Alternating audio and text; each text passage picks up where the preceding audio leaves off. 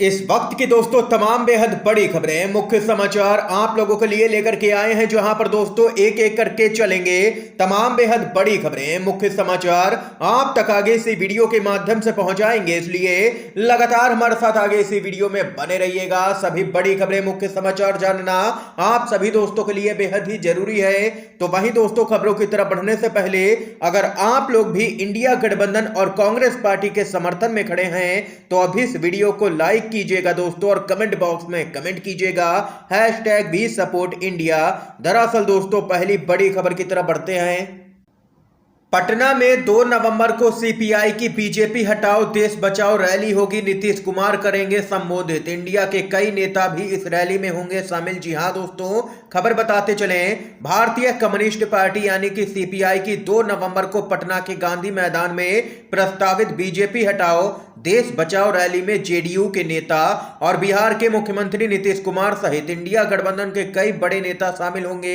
Rally में भाग लेने के लिए आरजेडी के अध्यक्ष लालू यादव को भी निमंत्रित किया गया है। मुख्यमंत्री नीतीश कुमार ने रैली को संबोधित करने की अपनी सहमति भी दे दी है। और वहीं आप लोगों को यहां पर बताते चले, इंडिया गठबंधन के भी कई दिग्गज नेता इस रैली में यहां पर पहुंचेंगे, उनको भी रैली का निमंत्रण भेजा गया है। बताते चले 2024 के लोकसभा चुनाव में केंद्र की भाजपा सरकार को सत्ता से हटाने के लिए रैली आयोजित की जा रही है। रैली की तैयारी पूरे राज्य में जोरों शोरों से यहां पर चल रही है। यह यहां पर खबर सामने निकल के आई है दोस्तों। क्या आप लोग इस रैली का समर्थन करते हैं या नहीं? अपनी राय भी कमेंट बॉक्स में कमेंट करके बताइएगा। एक और अपडेट की तरफ बढ़ते हैं। केंद्र सरकार में मंत्री स्मृति ईरानी की डिग्री पर विवाद एक बार फिर से गहराया है। जी हां दोस्तों, क्या है पूरी खबर बताते चलें। केंद्रीय मंत्री स्मृति ईरानी की डिग्री से जुड़े मामले पर दिल्ली हाई कोर्ट में आज सुनवाई होगी। पिछले महीने कोर्ट ने कहा था कि वह 19 अक्टूबर को इस पर दलीलें सुनेगा कि निचली अदालत के आदेश को चुनौती देने वाली याचिका सुनवाई योग्य है या नहीं। आप लोगों को यहां पर बताते चलें, निचली अदालत ने उस याचिका को खारिज कर दिया था जिसमें आरोप लगाया गया था कि केंद्रीय मंत्री स्मृति ईरानी ने निर्वाचन आयोग के सामने अपनी शैक्षिक योग्यता को गलत तरह से पेश किया था। आप लोगों को यहां पर बताते चलें, केंद्रीय मंत्री स्मृति ईरानी अमेठी से सांसद हैं और मोदी सरकार में मंत्री भी हैं। स्मृति ईरानी की डिग्री पर विवाद 2014 में मोदी सरकार के सत्ता में आने के बाद से ही शुरू हो गया था। और वहीं बताते चलें, तब स्मृति ईरानी शिक्षा मंत्री थी और आरोप लगे थे कि ईरानी 12वीं पास हैं और उन्हें शिक्षा मंत्रालय संभालने की जिम्मेदारी आखिर कैसे दी गई। 2014 के चुनाव में उनके हलफनामे में लिखा था कि उन्हें 1994 में दिल्ली विश्वविद्यालय से पत्राचार से बीकॉम के पहले साल की पढ़ाई की है। उसी समय पर ईरानी पर हलफनामे में गलत जानकारी देने के आरोप लगने लगे थे और अब यहां पर स्मृति ईरानी की डिग्री विवाद में मुश्किलें बढ़ती हुई नजर आ रही हैं। हाई कोर्ट में होनी है सुनवाई। तो वहीं एक और बड़ी खबर बताते चलें, 2024 के लोकसभा चुनाव से पहले एक बड़ा झटका केंद्रीय जांच एजेंसियों को और केंद्र सरकार को दे सकता है सुप्रीम कोर्ट। ईडी के गिरफ्तारी और संपत्ति जब्त करने के अधिकार की समीक्षा करेगा सुप्रीम कोर्ट। केंद्र ने किया था विरोध, सारी दलीलें यहां पर सुप्रीम कोर्ट ने कर दी हैं खारिज और कहा कि सुनवाई होकर के रहेगी। बताते चले आप लोगों को, सुप्रीम कोर्ट ईडी को मनी लॉन्ड्रिंग रोकथाम अधिनियम यानी कि पीएमएलए के तहत आरोपियों को गिरफ्तार करने और उनकी संपत्तियों को जब्त करने के अधिकार की समीक्षा करेगा।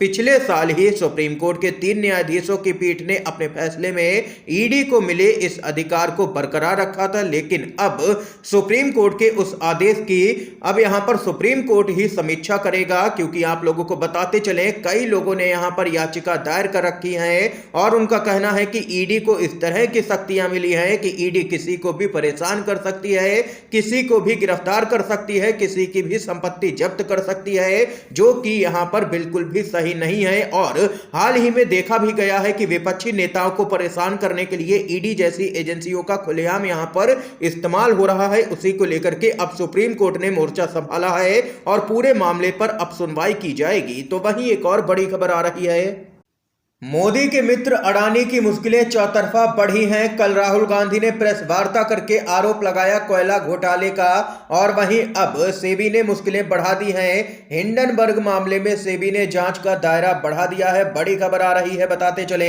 एक बार फिर से गौतम अडानी और उनकी कंपनियों की मुश्किलें बढ़ती हुई नजर आ रही हैं। हिंडनबर्ग रिसर्च की रिपोर्ट के बाद से गौतम अडानी की मुश्किलें बढ़ रही हैं, और जो कि मुश्किलें कम होने का नाम नहीं ले रही हैं। सेबी की जांच पहले से ही एक यहां पर चल रही है, जिसका दायरा अब और भी बढ़ा दिया गया है। सेबी जिन जिन देशों में अडानी ग्रुप का कारोबार फैला है, उन देशों के मार्केट रेगुलेटर से भी जानकारी जुटा रही है। दरअसल दोस्तों बताते चले, हाल ही में सुप्रीम कोर्ट को जानकारी दी गई कि अडानी मामले में यहां पर सेबी भी इस सब में शामिल है। सेबी ने कई नियमों में संशोधन करके फायदा यहां पर पहुंचाया गया, जिसके बाद माना जा रहा था कि सुप्रीम कोर्ट भी जल्द ही सेबी को बड़ा झटका दे सकती है। लेकिन उससे पहले ही सेबी यहां पर हरकत में आई है, और सेबी ने जांच का दायरा गौतम अडानी पर और भी बढ़ा दिया है। यह यहां पर दोस्तों खबर है, गौतम अडानी की मुश्किलें अब बढ़ रही हैं। राहुल गांधी ने भी प्रेस वार्ता में कहा था कि उनकी सरकार आने पर गौतम अडानी के मामले की जांच करवाई जाएगी, और जो भी दोषी होगा उसको जेल भेजा जाएगा। इसके साथ ही एक और बड़ी खबर बताते चले।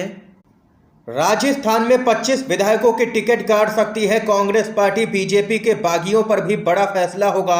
जी हां दोस्तों, खबर बताते चले। राजस्थान में होने वाले विधानसभा चुनाव के लिए कांग्रेस उम्मीदवारों की लिस्ट जारी नहीं हो सकी है फिलहाल, और वहीं आप लोगों को यहां पर बताते चले, ताजा जानकारी जो सामने निकल के आ रही है उसके मुताबिक कांग्रेस राज्य में करीब 20 से 25 विधायकों के टिकट काट सकती है।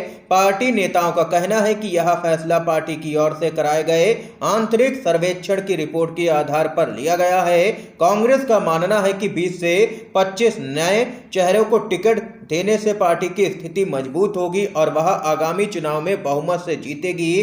दरअसल दोस्तों बताते चले, यहां पर शांति धारीवाल, महेश जोशी और धर्मेंद्र राठौर का कांग्रेस आलाकमान ने टिकट काट दिया है। इन तीनों पर पिछले साल कांग्रेस नेतृत्व के खिलाफ बगावत करने का आरोप है। शांति धारीवाल ने तो यहां तक कह दिया था कि कौन आलाकमान, जिसके बाद यहां पर आलाकमान ने अपनी ताकत दिखाई है और कई नेताओं का टिकट काट दिया है। इसके साथ ही ये यहाँ पर दोस्तों इस समय की आज की तमाम बेहद बड़ी खबरें थी, मुख्य समाचार थे जो हमने आप लोगों तक पहुंचाए। अगर आप लोगों को ये वीडियो पसंद आया हो तो अभी इस वीडियो को लाइक कीजिएगा दोस्तों।